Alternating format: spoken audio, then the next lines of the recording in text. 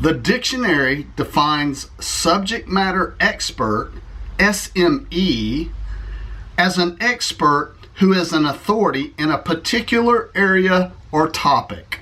Because I'm a subject matter expert on YouTube in virtually anything you can think of, it's a heavy burden. I get questions all the time on all kind of different subjects, like this one right here. Steve, I'm building a new house. What type of home automation system should I use? That's easy, the Benford 650. Steve, I'm rich. I've been married for 20 years. My wife just took out a large insurance policy on me and then left me. What should I do? Get a bodyguard fast. Steve, every time I do my arm like this, my elbow hurts. Don't do your arm like that. Last but not least, Steve, can you recommend a good all-around kayak? I don't want to go crazy. I just want to do some recreation and some fishing, things like that. What would you recommend? We're going to answer that one in today's video. Today we're going to talk about the Wilderness Systems Commander 120.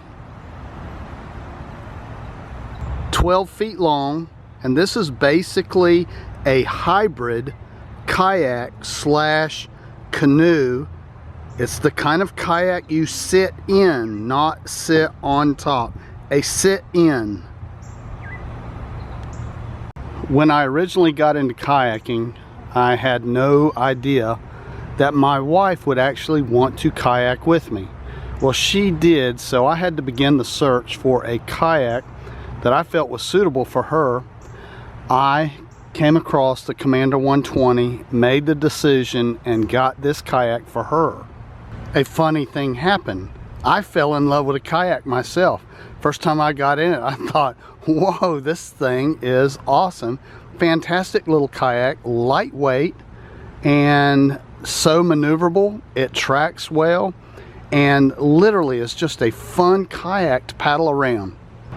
Wilderness Systems makes two versions of this kayak. They make an angler edition, and then they make this just the standard edition. This is the standard edition, and I've done the modifications necessary to turn this into a fishing kayak. I have a video about how I did it, so that will be in the description. But this is the standard Commander 120. With a hybrid kayak slash canoe like this, you have to be careful of the water that you're in. You don't want to be in a lot of rough water. You don't want to be in water where there is a opportunity or a great chance that you could swamp this thing or roll it over. Now this thing does have foam in the front and in the rear. I'll show you that. If you did swamp this thing, chances are it would float. There's another foam insert right here which would help in the flotation should you ever roll this thing or swamp it. I do not consider this an ocean kayak, but if you're going to use it on lakes, slow rivers, basically anywhere where the waters are going to be calm, I'm not sure that you can make a much better choice for a small budget than the 120. The foot pedals are easily adjustable. Simply grab this longer plastic piece with the teeth, slide it wherever it's comfortable for you, let go, and they're locked in place. The foam that they install on top of the gunnel, I really like this for a couple reasons. You can rest your arm on here and it's comfortable, and it's not going to hold heat like plastic. And also right up in this area is a great place to rest your knees, and it's very comfortable when you're not paddling.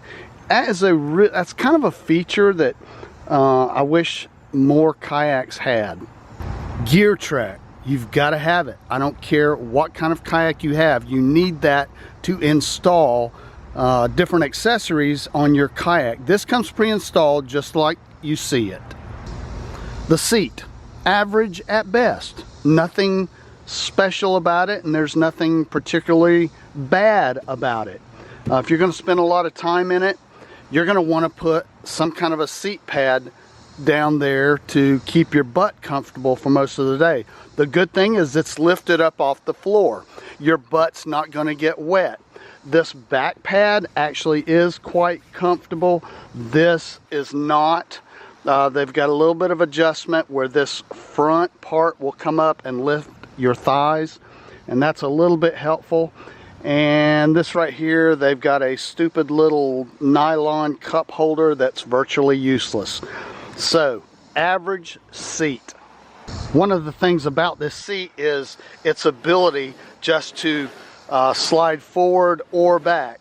Now, chances are you will never use this. You'll slide it into its most rear position and you'll be fine. Every now and then, if you were carrying, say, a bunch of cargo in this thing and you needed to trim it out a little bit, you might adjust it a little bit. Chances are that'll never happen. It's kind of gimmicky, but it's okay to have it. This bungee cord, it comes standard on the back, and there's a small piece of it at the front of the kayak as well. Drain plug, not very useful. It should be bigger, but it's okay. Most of the water is going to come out of the kayak when you lift it up, tilt it over. It's going to come over that lip. So this probably was an afterthought and just not very useful. As a stand-up kayak, I'll be honest with you, it's just not going to be that great, mainly because of the floor of the kayak. See the two ridges? That is not going to fit your feet well. There's not enough room on the sides, on either side, to really get your foot in there and get it situated so you can stand. You can stand, but it will be awkward. So don't buy a kayak like this with the intention of being a stand-up fisherman, because you'll be disappointed in that. In the water, how is it? I think it's awesome. I love it. First time I got in, I was really highly surprised, and I love taking it out to this day. I have a Hobie Outback, and of course that's Cadillac when you compare it to this, but as far as a small budget recreational kayak, I love the 120. I would caution you against this, and it's not a knock against them, I just don't prefer. I've been in the Commander 140, it's the 14 foot. There's no comparison. It's like two different kayaks. The 140 is big, bulky, doesn't turn well, it doesn't track well. It is a tank. This right here is like a little jet ski on the water. It's fantastic. I do like this feature right here, and I'm competing with the bugs, so shut up. But anyway, I like this feature right here. You can fold this seat down, the back seat, slide it under, and what they've given you here is kind of a captain's seat. It's molded out for your butt, and you can sit high using that feature. I really like that. So don't forget that. That's one of the things that'll get you up higher off the water for fishing or whatever. I mean, look at it. That thing right there will hold a big old butt. So when people ask me about what type of kayak I would recommend, and I ask them a few questions to kind of get a feel for the type of boat they're looking for. If the type of boat they're looking for fits the specs of this, I tell them, go scour Craigslist for your entire state. If you can find one of these reasonably priced, even if you have to travel 2 or 3 hours, get it. You will not be disappointed. Damn bugs are going to drive me crazy out here.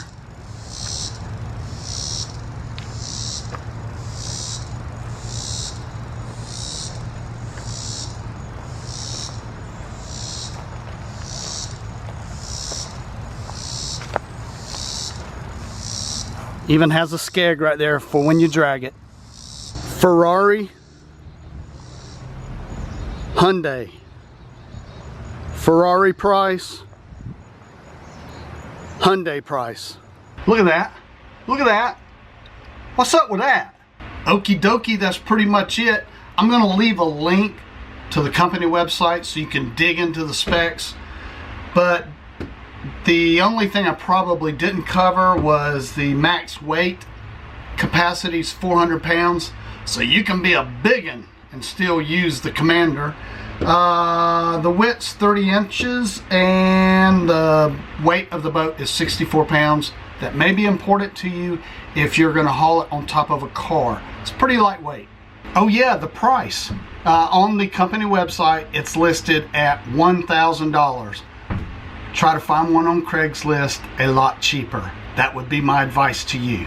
You know, in my last video, I left you with a little piece of music that was really too easy. You know, y'all guessed it really quick. So let me find something that's a little more hard. Guess what it is? Put it in the comments. I'm gonna stump you. Maybe a few of you on this one.